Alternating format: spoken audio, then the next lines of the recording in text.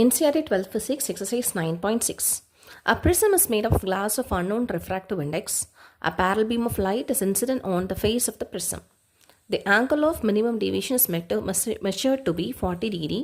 What is the refractive index of the material of the prism? The refracting angle of the prism is 60 degree. If the prism is placed in water, the refractive index is 1.33. Predict the new angle of minimum deviation of a parallel beam of light.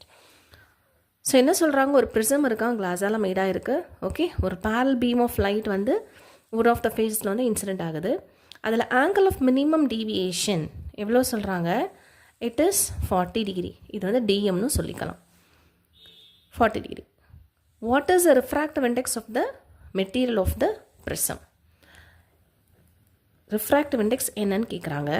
Okay, the refracting angle of the prism, அதாவது angle A, angle of the prism வந்து 60 டிகிரியாக இருந்துச்சுன்னா, இன்னொரு question கேட்குறாங்க, அந்த prism அதே time வாட்டரில் ஃபுல்லாக இருந்துச்சுன்னா ரிஃப்ராக்டிவ் இண்டெக்ஸ் இவ்வளோ கொடுத்துருந்தாங்கன்னா டெல் வந்து எவ்வளோ, ஐ மீன் டெல் மினிமம் எவ்வளோன்னு கேட்குறாங்க.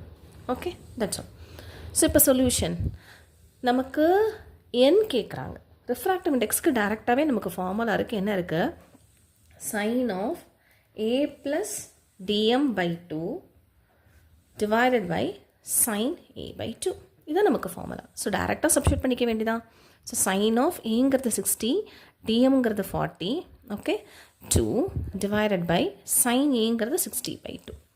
ஓகே, சைன் 60 + 40 எவ்வளவு? 100. 100/2 எவ்வளவு? 50. சைன் 60/2 எவ்வளவு? 30. ஸோ இப்போது சைன் 50, சைன் 45க்கு நமக்கு தெரியும் இட் இஸ் 1/√2, 0.707. அப்போ சைன் 50னா கண்டிப்பாக அதை வரைக்கும் கூடுதலாக இருக்கும். சைன் சார்ட் பார்த்தீங்கன்னா அதோட வேல்யூ என்ன? 0.766.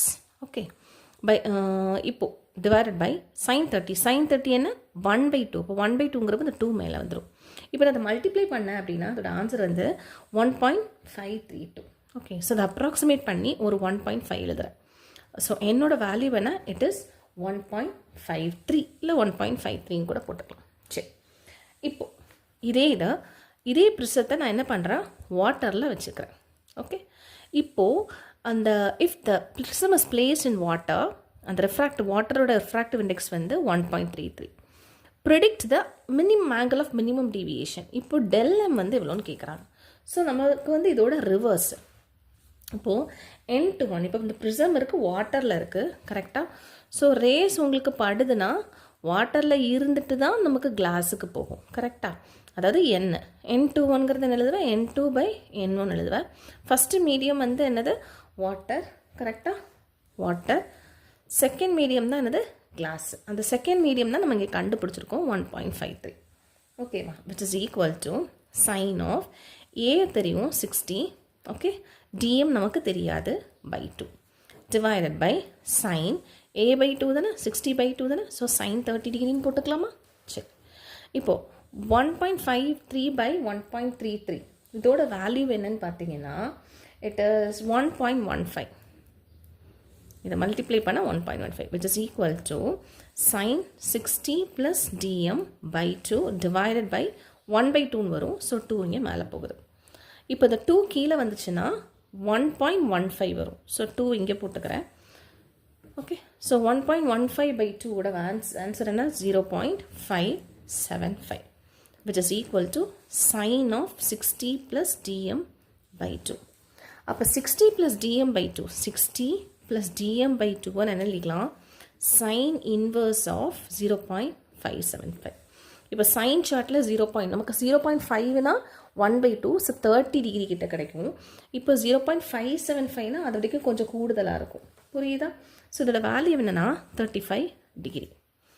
இப்போது 60 + dm/2 தானே 35 டிகிரி. அப்போது 60 + dm என்னவாக இருக்கும்? 35 × 2 70 டிகிரியாக இருக்கும். அப்போ dm என்ன இருக்கும்? 70 - 60 which is equal to 10 degree. அப்போ நம்மளோட ஆன்சர் என்ன? dm வந்து it is 10 டிகிரி.